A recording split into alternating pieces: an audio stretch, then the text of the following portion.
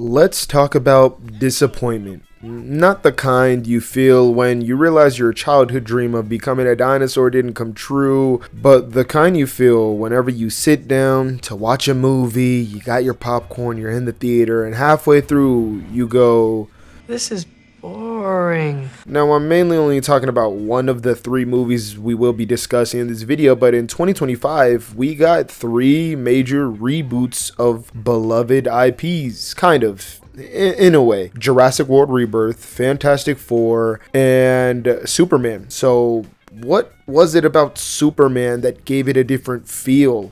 It had a different grip on the audience. I mean, sure, you had your 90210 Travis Scott Fantastic Four memes going around like wildfire, and the occasional fake AI Jurassic Park picture that would always make me laugh anytime I saw it come up on my feed, but admittedly, it just didn't grab audiences the way Superman did. I mean, I personally thought Jurassic Boar was beyond a waste of time, but I did really enjoy Fantastic Four. But it just feels like they've came and went already, while I'm still seeing Superman edits, memes, constant discourse and discussions online, and there's just an overall conversation about it, positive or not, that doesn't seem to exist for the other two. But why is that? See, first I'm gonna start with Jurassic World Rebirth since it's the least I have to talk about. And the dinosaurs in this movie aren't living amongst the humans anymore as it was in the previous trilogy. Instead, they're now located in a more specified area that have tons of species and genetically modified creatures. And the plot to go along with this movie was very straightforward as it gets. Very much like the original Jurassic Park films, or more recently Kong Skull Island. A group of field experts get together to go into an area in order to extract DNA from dinosaurs that only reside there for medical purposes and financial gain. Give the audience some vibrant characters, great set pieces, maybe a little bit of horror, and you should be able to deliver something that the audiences might fall in love with. Seems simple, right? And yet, despite all this potential, seeming easily attainable, the film somehow managed to be less exciting than like that Gran Turismo trailer from a couple years ago. You guys remember that? But it's all because it did one thing, the sins of all sins when it comes to cinema. See, you can make a great movie, you can make an okay movie, hell, you can even make something horrible, a pure dumpster fire of filmmaking. But there's one thing you absolutely cannot make, and that is without a doubt worse, and that is a boring movie.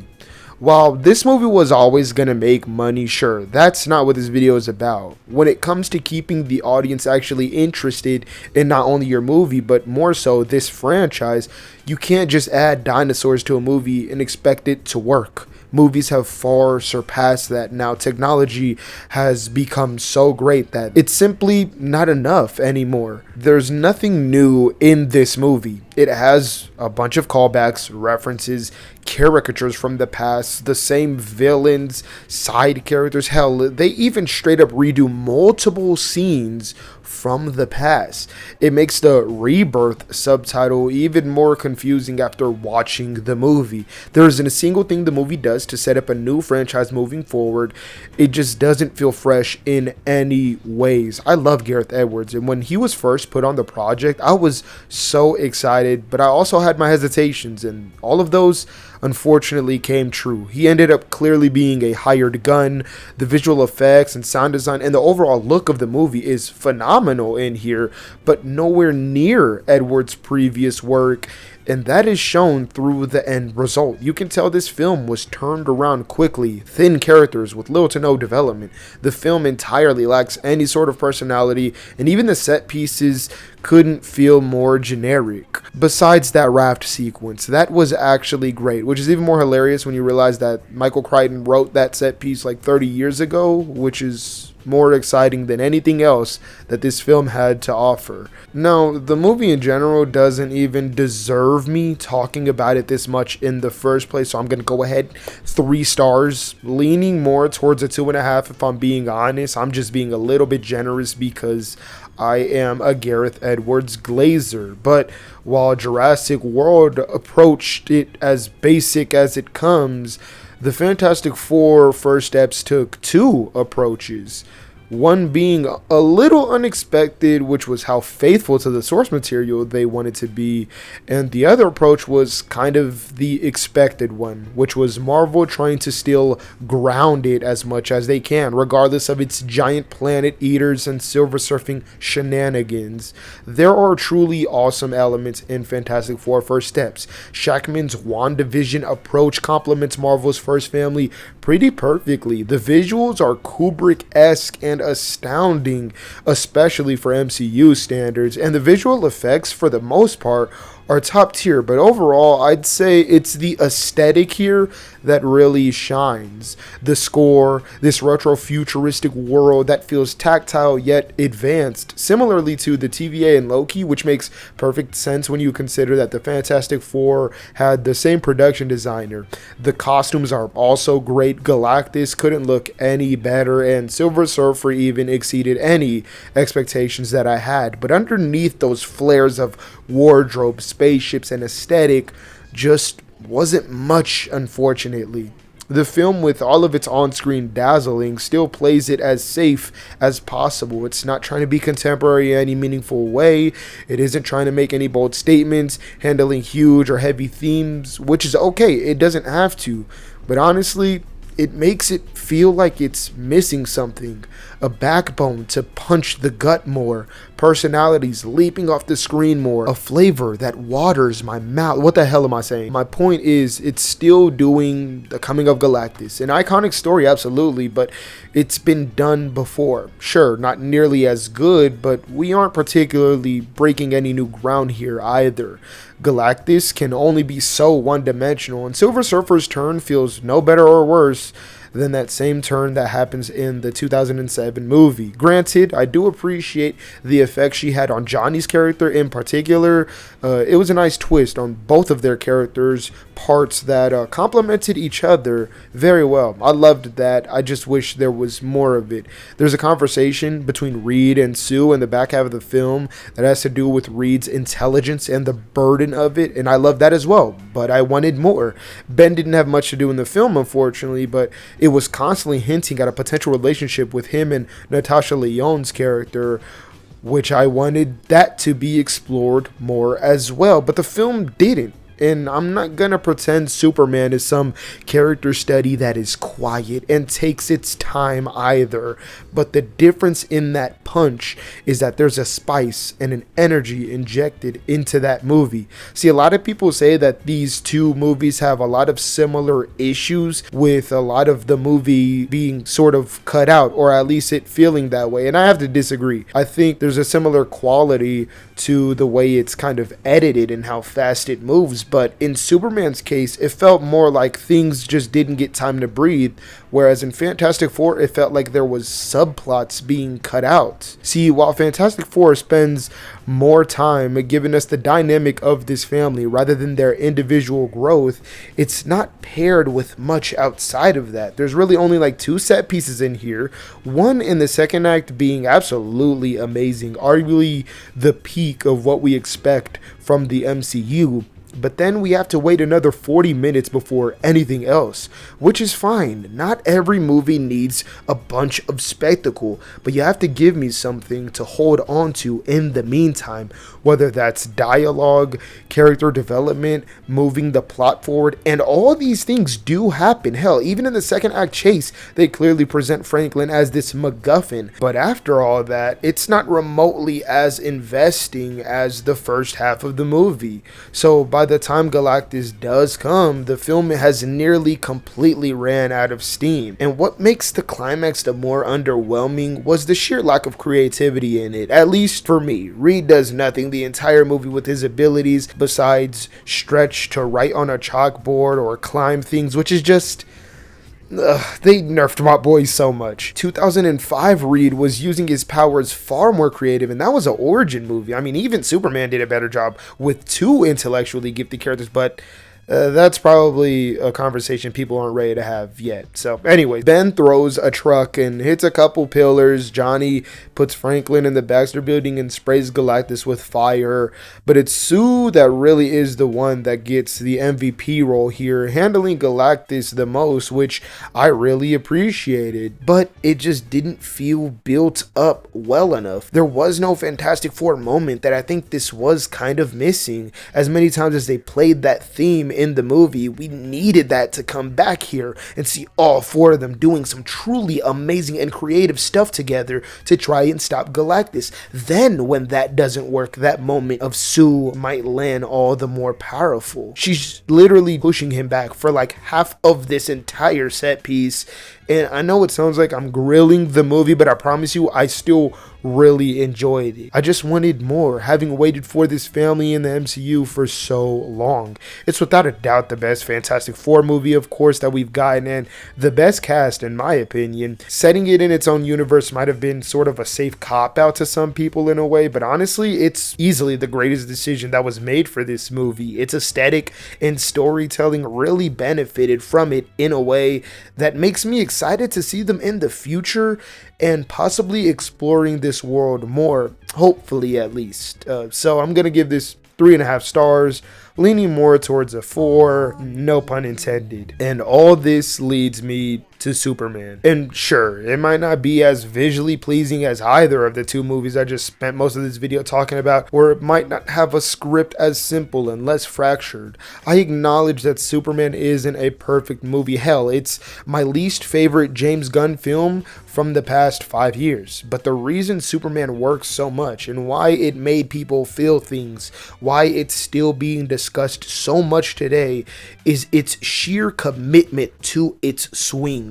See, while Jurassic World wanted to be a sort of reset for the franchise, it was afraid of doing that. And while Fantastic Four on its surface looks like something completely new, it is a bit held back from making that next leap by playing it safe narratively and approaching very familiar territory. Hell, even down to Sue Storm dying in the 3rd act. It's got new visuals, costume, set designs, all of that holds nothing back. But in the same movie, Johnny doesn't say flame on, Ben hates his catchphrase, and Reed, we've already talked about him. But Superman doesn't hold a single thing back. And sure, there's plenty of people that might not like the movie exactly and specifically because of that reason. It won't be as much of a crowd pleaser as something more generic and derivative, or something more safe and familiar.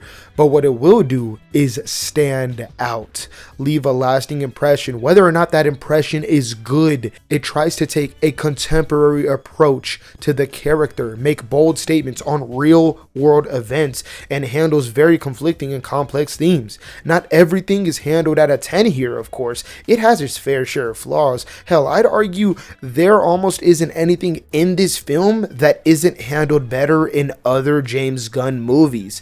Its visuals, while I found great, weren't his best. The music, which I also loved, has been better in other projects he's done. He's had better character work, a more polished script, sharper dialogue, more emotional gut punches, but Superman still manages to plant its foot in the ground. It manages to say something worth listening. As imperfect as it was, I walked out of that theater feeling so much lighter, feeling that hope, that joy, that optimism. It's likely why the movie is being rewatched so much. With all of its flaws, you can't help but be entertained, seeing something that honestly wouldn't be a stretch to call auteur driven. It feels like a singular vision, not a scrapped together project in the editing bay, not a quick turnaround cash grab, and definitely not a studio mandated film. Hell, Mr. Terrific is in this movie, and now my own uncle knows who that is. That is absolutely insane, and if that doesn't speak to this film's necessity of existing for the brand, then I don't know what does. At the premiere of Superman, James Gunn said something that made his approach to this movie so much more vividly clear to me. I think that Guardians was really rooted in what I loved in cinema, and this movie's really rooted in what I loved in comic books growing up. So I hope that shows up, and I hope you guys like it. that was the nail on the head for me. Even after seeing the obvious influences of All-Star Superman, his Guardians of the Galaxy trilogy very much strayed away from the source material by far for the better, and while I personally did find his Suicide Squad to be quite faithful, it still felt more like a filmmaker crafting a film based on comics. Superman, however, felt like a film being a comic. It truly is one of the most unapologetic comic book movies we've ever had since I'd say maybe like Scott Pilgrim, and it's cut from that same cloth as a Scott Pilgrim or The Mask, Into the Spider-Verse, or even his own Suicide Squad, where it feels like you just picked up a comic book, read it, and then put it down. It's not some epic graphic novel spanning multiple issues. We're thrown into this world and the film doesn't hold our hand. We're not getting a bunch of origins for anything. James Gunn expects us as an audience to take these characters for what they are, and that isn't an easy thing to do. That comes down to the execution, especially when he's throwing such large ideas at the audience like pocket dimensions, interdimensional imps, clones, sorcerer level science, flying dogs, molecular nanotech, and a bunch of other stuff. But he's so committed to it that you just buy all of it. There's a sincerity to the entire film from its beginning to end. It feels fresh, new, and like something you've never seen. Characters like Mr. Terrific are standing out, and a big part of that is because they don't feel like every other person we've seen in these kinds of movies.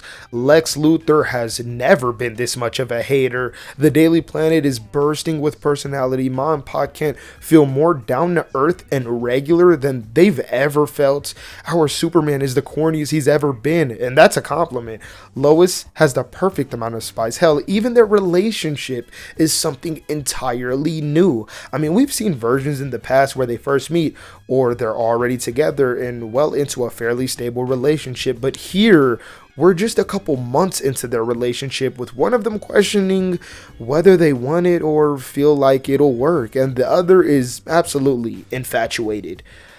I understand you completely, Clark. It's doing so many new things while still staying true to the character. There's no deconstruction happening. Superman in the movie isn't some unidentifiable counterpart. And as much as James Gunn approached this version with far more humanity, he still is presented noble at times. That opening made me feel so much comfort. He cared for so much life, smiled, and kept civilians safe and calm. Tears swelled my eyes when he saved that lady in the car, but also he gets his badass moments coming through the ground to fight the kaiju, flying through its fire with pure gravitas, throwing the engineer around like a rag doll. That portal save, oh my god, and that laser vision scene with that iconic theme, it all still felt like the Superman many of us love. It's filled with so much emotion, happiness, joy, fear, humor. It's surprising and fun and thoughtful. There's just a purity to the entire movie that is infectious, for some people at least, and it did all this while still feeling like something new and worth making. From its visual palette to its world and characters, it feels like James Gunn's Superman, and I wouldn't have had it any other way. It doesn't feel like the studio's basic Superman movie. We're not just replaying the greatest hits of the IP or treading any sort of predictable ground, and among so many other reasons, this is why I absolutely adored this movie. 4 stars, really leaning towards a 4.5 after how much I find myself going back to this film. The gun definitely did not jam. But nonetheless, when it comes to these 3 huge movies in July, one just simply and obviously stood out. And I appreciate all 3 of these for keeping the theaters more alive and giving more excitement for movie going. And at the end of the day, this is just my opinion, my feelings, and my thoughts on this. So I would love to hear yours. Which did you like the most? Rank these 3 if you want. Why did you think one of these movies stood out over the others? I love discussing with you all, and if you enjoyed this video and want more content like this, a thumbs up would let me know to keep making these, and it would be greatly appreciated. Please consider subscribing while you're at it, but other than that, I hope you enjoyed this kind of discussion and video, and hopefully I will see you all in the next one.